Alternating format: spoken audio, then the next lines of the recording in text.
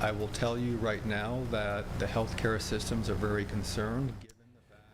Good evening and thank you for joining us. I'm Mark Hanrahan. We hope to check in with Whitney Ward here momentarily. Well, today marks the single biggest spike in new cases since the entire pandemic began. So let's get right to the numbers now. 79 new cases just since yesterday for a total of 1,302.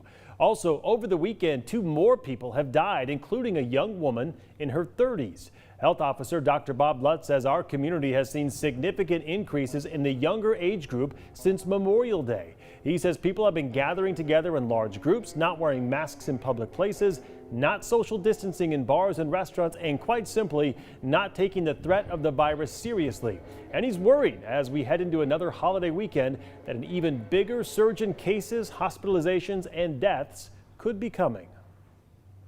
There's a lot of metrics that we're looking at, but certainly right now the numbers are not looking very encouraging for moving forward. Just to put things in perspective, before Memorial Day, we had 450 cases total. So our numbers have gone up significantly in just the 4+ weeks since Memorial Day. With respect to hospitalizations, we're very concerned, as we were back before, about hospital capacity. Hospitals say they are prepared for even more cases, but Dr. Lutz says a sharp increase in the number of patients who need hospitalization will stress the system. It is something they are paying attention to right now on a daily, even an hourly basis. North Idaho also reporting a big spike in new cases. The Panhandle Health District tallied 65 more cases over the weekend, with 42 of those cases just in Kootenai County. As KREM 2's Taylor Bino explains, health experts admit the new numbers did catch them off guard. Well, ahead of a potentially busy holiday weekend, health experts say they're understandably a little bit worried. They add that people bar hopping could be contributing to the spike. Certainly, it's been an explosion of cases. Just last week, the Panhandle Health District expected North Idaho to see over 200 coronavirus cases by the 4th of July. But now with 285 total cases, the area is more on track to hit over 300 cases.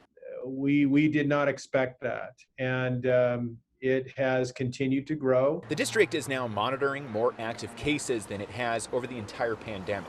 Just 1 person remains hospitalized, though, and Panhandle Health says hospitals are still prepared to handle any potential surges. While health experts haven't fully dug into contact tracing data just yet, the district says people visiting bars could be contributing to the spike. There does seem to be a trend with those that are frequenting bars. And we see them going to more than 1 bar, and that's a good way to spread disease. If you happen to go to some of the bars in our area, unfortunately, we're seeing people kind of shoulder to shoulder. And despite what you may see in downtown Coeur d'Alene, the Panhandle Health District is still encouraging people to wear face masks when out in public. In Coeur d'Alene, Taylor Vito, KREM 2 News. Well, protesters are gathering outside of Spokane City Hall tonight. They want to voice their opposition to an upcoming council vote on a contract between the city of Spokane and the union that represents Spokane City police officers. KREM 2's Shayna Waldtower is live outside of that demonstration tonight. Shayna?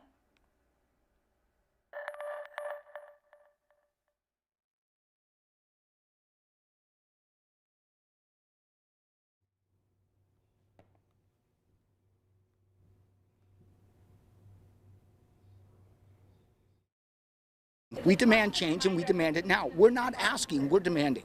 While defunding might sound like stripping all of the funding from the Spokane Police Department, it really means taking some of the existing funding and spreading it into other areas for community service, like hiring more social workers instead of more police officers. It's something people have been asking for since 2014, when Michael Brown, an unarmed black teenager, was shot by a police officer in Ferguson, Missouri. But the recent protests downtown have brought the concept to the spotlight again. The The current vote is for a $6.2 million contract between the Spokane Police Department and the Police Guild. It's been discussed since 2016 and is supposed to aid in police reform. But protesters say they're rejecting this contract, saying it doesn't align with creating a system for the people. So they've proposed a list of changes. One of those is to give the ombudsman, the watchdog, more power. Let me make it very clear. The issue of the ombudsman, because it was voted on by the people, should never even be an issue of negotiation for anybody. It's a done deal. It's in the books. What are we doing? They also want to prevent the Killology training course from taking place. It's a seminar the Spokane County Sheriff's Office would use to train deputies for if they have to shoot someone. But protesters say this course only focuses on violence instead of protection by the police. This is about that this has gone on too long, that this contract never should have been what it was in the first place. Dustin Jolly, one of the protest organizers, said their main goal is for officers to be less authoritative and more peaceful. He said mental health and EMT courses should also be a part of their regular training.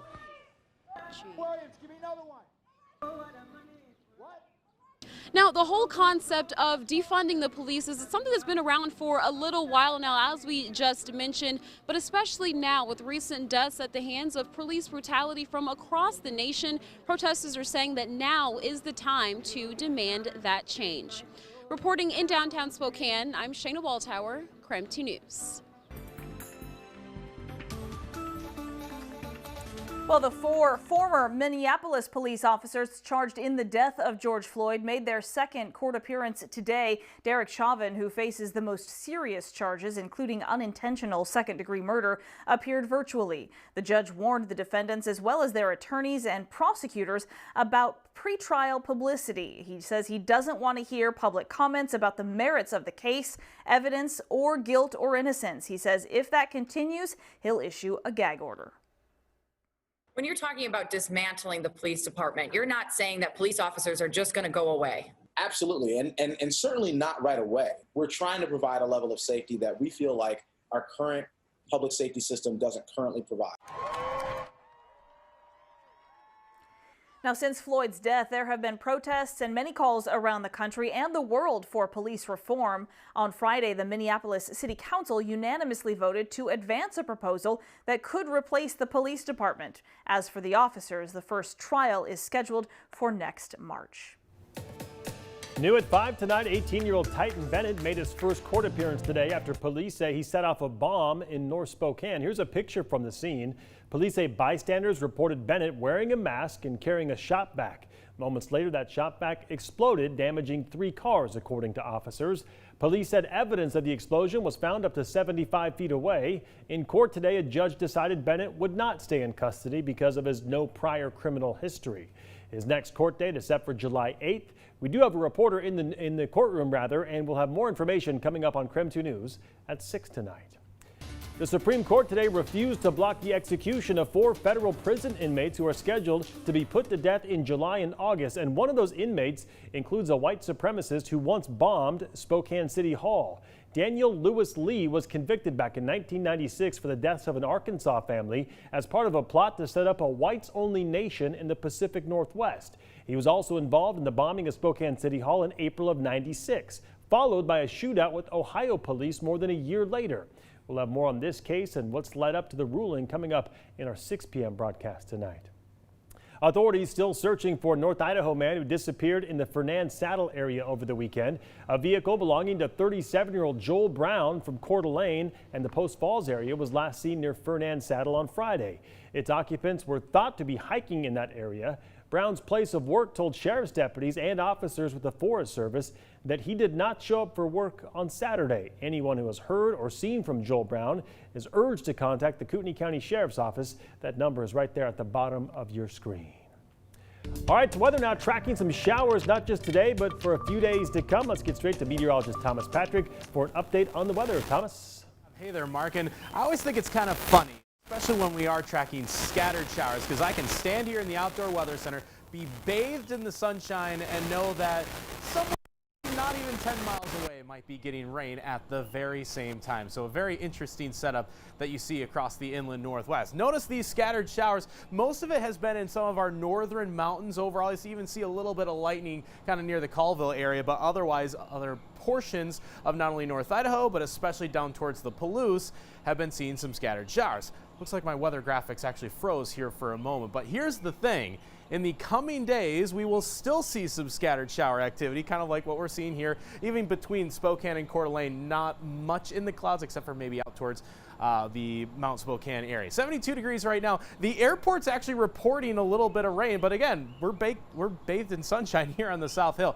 Tomorrow and again on Wednesday, we will see these chances for scattered showers in the region. It won't be everywhere. So coming up, we'll detail exactly who has the best chance for rain and just how big of a temperature difference we might be seeing across the area between the rainfall and the sunshine that we're getting. That's all coming up in just a few moments. Looking forward to that, Thomas. Thank you very much. Small businesses face many challenges right now, including outfitting employees with personal protective gear.